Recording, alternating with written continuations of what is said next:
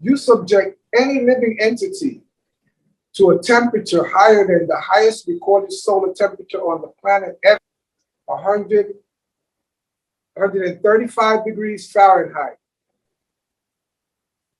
You're talking Death Valley, California. You kill all life. So imagine the roasting, the grilling, the jerking, the barbecue. Back it up with some life. Well, it only takes 20% cooked food to help you digest 80%. 20% raw food for you to digest 80% cooked food. That's why in Germany, when they engineered that burger and they put that lettuce, tomato, onion, pickles, that 20% raw food in there to digest that meat and that bread put together. That sauerkraut in the hot dog, that 20% fermented cabbage with all that high enzyme is to digest the dog. So 20% minimum raw food. We're not on a mission.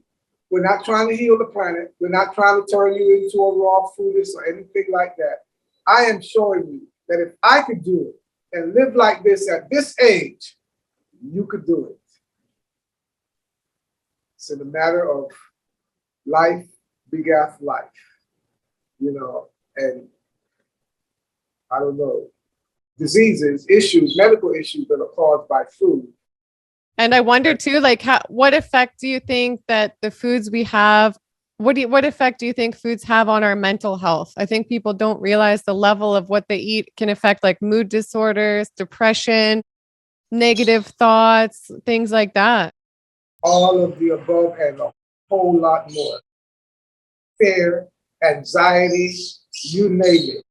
You are what you eat. So what you eat today walks and talks tomorrow.